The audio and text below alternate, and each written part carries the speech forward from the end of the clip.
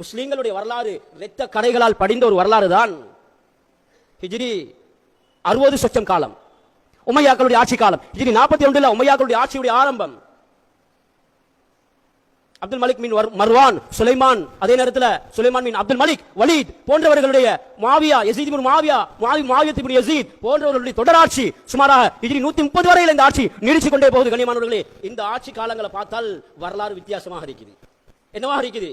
உலகத்துடைய அந்த மிகப்பெரிய வம்பர்களுடைய வரலாறாக பேசப்படுது. கொலையும் அனாச்சாரமும் கொள்ளையும் சமூக துரோகமும் உலமாக்கள் கொலை செய்யப்படுகிறார்கள். அதுல முக்கியமான கண்ணியமானவர்களே, ரவுஹ் பின் ஜன்பா நாயிப் அப்துல் மலிக் பின் மர்வானுடைய அவருடைய மந்திரியாக, மினிஸ்டராக, கவர்னராக இருந்தவர் தான் ரவுஹ் பின் ஜன்பா நாயிப் அப்துல் மலிக் பின் மர்வான். இவரே ஹிஜ்ரி அந்த 40 கிட்டத்தட்ட 60 வருஷம் காலத்தில் இவரை கவர்னராக இருக்கிறார். அப்துல் மலிக் பின் மர்வான் சொல்றாரு, நாங்க இந்த ஈராக் வாசிகளோட மோத வேண்டிய தேவை இருக்குது. ஈராக் வாசிகள் சரியான எங்களுக்கு கட்டுப்படுறாங்க, இல்ல எங்களுடைய ஆட்சியை எதிர்க்கிறாங்க. எங்களுடைய பொறுப்பு நாங்க ஈக்கக்கூடிய, நாங்க வாலிகளாக ஹிலாபத்தில் இருக்கிறோம், எங்களுடைய ஹிலாபத்துடைய முக்கியத்துடைய ஆட்சியை ஏற்றுக்கொள்றாங்க, இல்ல மோத வேண்டியிருக்கு. சொன்னார் ரவுஹ் பின் ஜன்பா, எனக்கிட்ட ஒரு பையன் இருக்கிறான், சரியான வீரமான ஆள், கடுங்கட்டிக்காரன், மிச்சம் போர் தந்திரங்களும் அவனுக்கு தெரியும், அவரை பொறுப்பாக்கினா நல்லா இருக்குமே. அப்படியா? அப்ப இவரை போர் தளபதி ஆக்கியாச்சு. போர் தளபதி ஆக்கினா யார் அவர்? அல் ஹஜ்ஜாஜ் பின் யூசுப் அஸ்-ஸகஃபி, பனு ஸகீஃபா கோத்திரத்தை சேர்ந்தவன். இவனுடைய வாப்பா யூசுப் பின் ஹகம், இவர் மிகப்பெரிய ஆலிம். அந்த ஜமானுடைய பெரும் பெரும் உலமாக்கள் சொல்றாங்க பல கிதாபுகள்ல, சீரி அலாமின் நுபலா, அதே மாதிரி தாரிகுல் பக்தாத், தாரிகு திமிஷ்க், அல் பிதாயா வன் நிஹாயா, தாரிகுல் இஸ்லாம் போன்ற பல நூல்களில் இந்த வரலாறு பதிவு செய்யப்பட்டிருக்கு. கனிமானவர்களே, இந்த ஹஜ்ஜாஜ் இவனுடைய சொந்த ஊர் தாயிஃபை சேர்ந்தவன். வாப்பா ஒரு உஸ்தாத், இவனும் ஒரு உஸ்தாதி. பல உலமாக்கள் கிட்ட குர்ஆனை படிச்சிருக்கிறான், தஃசீரை படிச்சிருக்கிறான், ஹதீஸை படிச்சிருக்கிறான், மதரசாவுடைய உஸ்தாதாக இருந்திருக்கிறான். நல்ல விளங்கணும் சொல்றது, மதரசாவுடைய உஸ்தாதாக இருந்திருக்கிறான். சில உலமாக்களுடைய கருத்துப்படி அவன் சாயம் பூசுற தொழில் செஞ்சதாக சொல்றாங்க. இன்னும் சில ஆளுங்களோட கருத்து இருக்குது அவன் திராட்சை விற்றதாக. ஆனால் எப்படி இருந்தாலும் வரலாறுடைய ஒரு உண்மை என்ன என்றால் அவர் ஒரு உஸ்தாதாக இருந்திருக்கிறான்.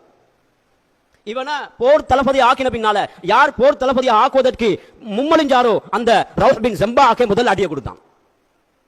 யுத்தத்துக்கு தயாராக நேரத்தில் கூடாரத்தில் சாப்பிட்டு கொண்டிருக்கிறான். எவ்வளவு சொல்லி அவ்வளவு பேருக்கு மாட்டி அவர் போய் அங்க அப்துல் மலிக் பின் மர்வான் கிட்ட முறையிட்டார், பாருங்க இவன் இப்படி அடிக்கிறான் என்று கேட்டார். ஏன் அடிச்சாய்?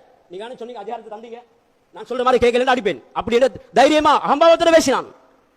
கனிமானவர்களே, இந்த இவன் எப்படிப்பட்ட ஒரு மூதேவி என்றா, இவன் பிறந்தது கண்ணியமானவர்களே ஹிஜ்ரி 41 அல்லது 39 வரலாறுடைய குறிப்புப்படி கிட்டத்தட்ட ஹிஜ்ரி 95 மௌத்தாகிறான். சரி, இந்த இடப்பட்ட காலத்தில் இவன் செஞ்ச அட்டகாசங்களை வரலாறுல பார்த்தால் சின்ன கிண்ண அட்டகாசங்கள் அல்ல. அப்துல்லாஹ் இப்னு உமர் ரலியல்லாஹு ஜும்மா செஞ்சு கொண்டிருக்கிறான். ஹஜ்ஜாஜ் மதீனாவுல ஜும்மா செய்றான். கூபாவுடைய அதே நேரத்தில் பல நாடுகள், ஷாமுடைய, மதீனா, மக்கா, ஹிஜாஸுடைய பகுதியெல்லாம் இவன் கவர்னராக இருந்த காலம். இவன் தான் ஜும்மா ஹுத்பா ஓதுவான். இவன் தான் அந்த காலத்தில் தராவீஹ் தொழுவிப்பான். உலமாக்கள் சீருல் அலாமின் நுபலாவுடைய அந்த ஆலிம் அல்லமா ஸஹபி, இப்னு கஸீர் ரஹ்மத்துல்லாஹி அலைஹி, ஹஸனுல் பஸரி போன்ற பல ஆலிம்களுடைய கருத்துல சில உலமாக்கள் ஹஸனுல் பஸரி ரஹ்மத்துல்லாஹி அலைஹி இவன் காஃபிர் என்று முடிவு சொல்லியிருக்காங்க அந்த காலத்துல. நான் மாஷா அல்லாஹ் இந்த உறுதியான செய்தியை எங்க நாட்டுடைய ஃபத்வா குழுவில் இருக்கக்கூடிய மிகப்பெரிய உஸ்தாத் இருக்கார், இங்க சாத் மதரசால இருக்காரு. ஹஜ்ரத் இரவு பேசினேன் நான், நேற்று கேட்டேன் ஹஜ்ரத் இவனுடைய விஷயத்தில் நாங்க எப்படி நடந்து கொள்றேன். அதில் சொன்னார், தெளிவாக சொன்னார், ஹஜ்ஜாஜ் இப்னு யூசுப் இவனை உலமாக்கள் அந்த காலங்களில் சில ஆலிம்கள் காஃபிர் என்று கூட சொல்லியிருக்கிறான். நிறைய சேவை செஞ்சிருக்கிறான், ஆளுங்களுக்கு நிறைய பணங்கள் கொடுத்திருக்கிறான், சதகா செஞ்சிருக்கிறான், மஸ்ஜிதுகளை கட்டியிருக்கிறான், காபா புனர்நிர்மாணம் செஞ்சிருக்கிறான். ஆனா இவன் செஞ்ச அட்டகாசம் என்ன தெரியுமா? இவனுக்கு ஜெயில் ஒன்று இருந்துச்சு. அந்த ஜெயில கிட்டத்தட்ட 1,20,000 1,30,000 ஆண்கள் பெண்கள் ஒன்றா நிர்வாணமா வச்சிருப்பான். வச்சு என்ன செய்வான்? வெட்ட வழியில சூரியன் சந்திரன் அதமை சூடு குளிர் இருள் எல்லா நேரங்களையும் அவங்களுக்கு 6 மாசம் 7 மாசம் வெட்டி அட்டகாசம் செய்வான். உலமாக்களை கொலை செஞ்சிருக்கிறான். காபாவுடைய அப்துல்லாஹ் இப்னு சுபைர் ரலியல்லாஹு அன்ஹு, அஸ்மா ரலியல்லாஹு மகன் அப்துல்லாஹ் இப்னு சுபைர் மதீனாவுல ஹிஜ்ரத்துக்கு பின்னால முதலாவது பிறந்தவர். இந்த அப்துல்லாஹ் இப்னு சுபைரை கொலை செய்வதற்கு ஏன் இவர் உமையாக்களுடைய ஆட்சிக்கு தோதுவாக இருக்கையில் இவர் அனிதத்தை தட்டி கேட்டவர். தட்டி கேட்கும் போது, தட்டி கேட்டால் சமூகத்தில் நல்லா ஞாபகம் வச்சுக்கொள்ளுங்க, ஒரு உண்மையை ஒருவர் தட்டி கேட்பார் என்றால் சமூகத்தை ஒதுக்கப்படுவார். ஏண்டா இந்த ஜாஹிலியத்துடைய காலம், ஜாஹிலியா நவீன ஜாஹிலியத்துடைய காலம். இந்த காலத்தை போல நபியுடைய கைருல் குரூனி கர்னி சும்மல்லதீன யலூனஹும் என்று நபியவர்கள் சொன்ன அந்த காலத்தில் இந்த அட்டகாசம் நடந்துச்சு. பல கட்டங்கள்ல இந்த ஹஜ்ஜாஜ் இப்னு யூசுப் என்ன செஞ்சிருக்கிறான்டா, கொலை செய்யறதுக்கு முடிஞ்சிருக்கிறான். இவன் கொண்டதுல முக்கியமான ஒருவர் தான் அப்துல்லாஹ் இப்னு சுபைர். அதே மாதிரி கனிமானவர்களே, இந்த ஹஜ்ஜாஜ் இப்னு யூசுப், சயீத் இப்னு ஜுபைர், அதே மாதிரி முஹம்மதின் சாத் பின் அபி வக்காஸ் போன்ற இந்த பெரும் மகான்களை கொலை செஞ்சிருக்கிறான். ஆயிரக்கணக்கான உலமாக்களை கொலை செஞ்சிருக்கிறான். சின்ன கொலை அல்ல, பயங்கரமான கொலை மட்டுமில்ல கண்ணியமானவர்களே. இவன் என்ன செய்வான் என்றால், ஜும்மாவுடைய தொழுகையை தொழுவிக்கும் போது அப்படியே அவன் நேரத்தை நீடிப்பான். ஜும்மாவுடைய நேரம் முடியும் வரைக்கும் தொழுவிப்பான். ஹஜ்ரத் அப்துல்லாஹ் இப்னு உமர் கேட்பாங்க, அடே ஏன் நேரத்தை நீடிக்கிறாய், தொழுறதுக்கு ரெடியாக வேண்டுவாங்க. அப்படியே அட்டகாசம் செஞ்ச ஒரு மூதேவி ஹாஃபிலா இருந்திருக்கிறான், ஆனால் ஹாஃபிலால கொண்டிருக்கிறான். அப்துல்லாஹ் இப்னு சுபைர் ஒரு சஹாபியா கொலை செஞ்சிருக்கிறான். அனஸ் ரலியல்லாஹு சில உலமாக்கள் சொல்றாங்க அனஸ் ரலியல்லாஹு அன்ஹு இவன் உஸ்தாத்மார்கள் ஒருத்தர், அனஸ் பின் மாலிக் காதிம் ரசூலுல்லாஹ், அவங்கள கொலை செய்வதாக எச்சரிச்சிருக்கிறான். சின்னக்கின் அட்டகாசம் செய்ய இல்லை. ஆனால் இவனை அந்த நேரத்தில் உமர் இப்னு அப்துல் அஸீஸ் ரஹ்மத்துல்லாஹி அலைஹி அவங்க மதீனாவுடைய கவர்னராக நியமிக்கப்படுறாங்க. வலீதின் ஊடாக அவங்க சொன்னாங்க, ஹஜ்ஜாஜ் இந்த பக்கம் வரப்படாது, இந்த மூதேவி ஹஜ்ஜாஜ் மதீனாவுடைய மன்னம் இருக்கப்படாது என்று கடிதம் எழுதினாங்க. அவன் வர இல்லை. கடிமானுடைய இந்த மூதேவி அல்லாஹ் இவனுக்கு கொடுத்த மௌத்துடைய முடிவு எப்படி தெரியுமா? சயீத் இப்னு ஜுபைர் ரஹ்மத்துல்லாஹி அலைஹி அவங்களை கொலை செய்றான். ஹிஜ்ரி 95ல ஒரு ரிவாயத்தில் ரமலான் மாதம், இன்னொரு ரிவாயத்தில் ஷாபான்ல கொலை, இந்த மாதத்தில் ஷாபான்ல கொலை செய்றான். கொலை செய்யற நேரம் எப்படி என்றா கண்ணியமானவர்களே, அவங்க துஆ செய்றாங்க அல்லாஹ் கிட்ட, யா அல்லாஹ் இதுக்கு பின்னால இவனுடைய வாள் யாருடைய உடம்பிலே படப்படாது, இவனுடைய முடிவு நீதான் பார்த்துக் கொள்ளணும். அவங்க மௌத்தான பின்னால கனவு காண ஆரம்பிக்கிறான். கனவுல சயீத் இப்னு ஜுபைர் ரஹ்மத்துல்லாஹி அவருடைய காலை பிடிச்சு இழுக்கிறாங்க, கழுத்தை பிடிச்சு நெசுக்கிறாங்க. அடே ஏன் என்ன கொண்டாய், அப்படி திடுக்கிட்டு எழும்புவான், திருச்சி போவான். இப்ப சொல்லுவான் எனக்கும் சயீதுக்கும் என்ன நடந்த அப்படி என்று. பின்னால் அல்லாஹ் அவன் அக்கல் மூளையை கலட்டிட்டான், மென்டலா வைத்தான்.